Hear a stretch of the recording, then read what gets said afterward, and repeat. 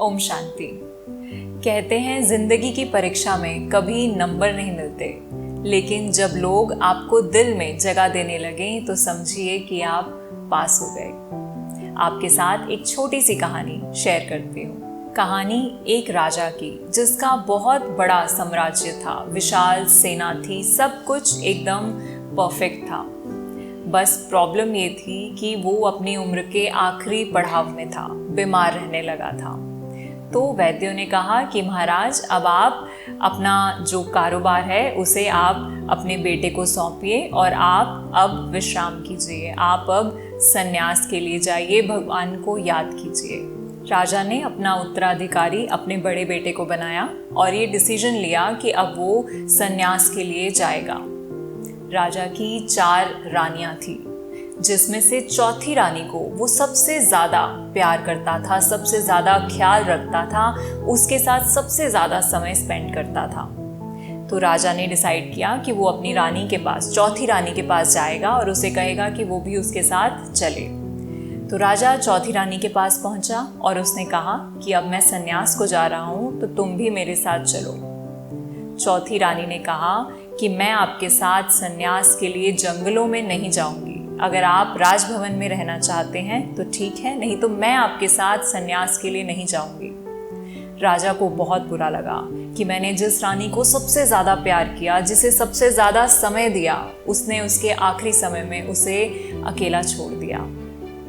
राजा अपनी तीसरी रानी के पास गया और बोला कि मैं संन्यास के लिए जा रहा हूँ, तुम मेरे साथ चलो।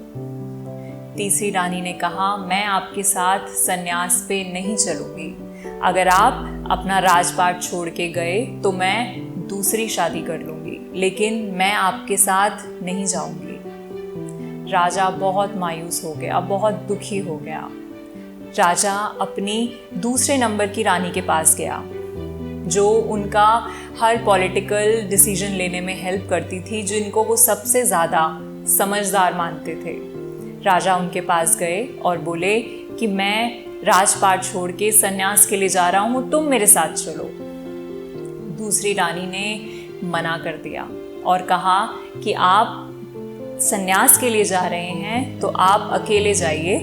मैं इतना कर सकती हूँ कि जब आपकी मृत्यु होगी, जब आप ये शरीर छोड़ेंगे, तो मैं आपका अंतिम संस्कार, आपका जो फ्यूनरल है वो मैं बहुत अच्छे से करवाऊंगी, पूरी राज ठाट के साथ आपको अंतिम विदाई दूंगी, पूरा अरेंजमेंट बहुत अच्छे से करूंगी, ये मेरी जिम्मेदारी है।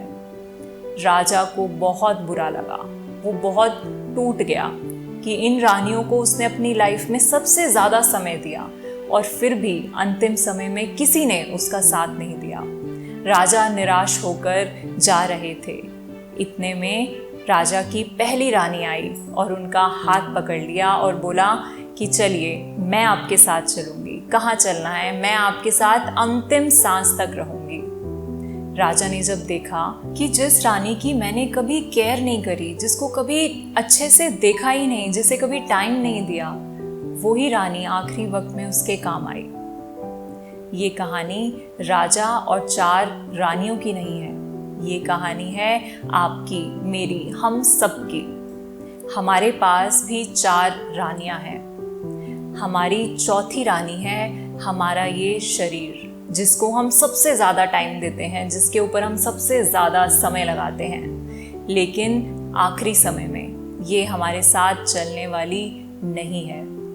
हमारी तीसरी रानी है मटेरियलिस्टिक चीज़ें, हमारा मोबाइल फ़ोन, घर, गाड़ियाँ, लैपटॉप्स, सब कुछ। और कहानी में भी आपको याद हो तो तीसरी रानी ने कहा था कि अगर आप चले जाएंगे तो मैं दूसरी शादी कर लूँगी।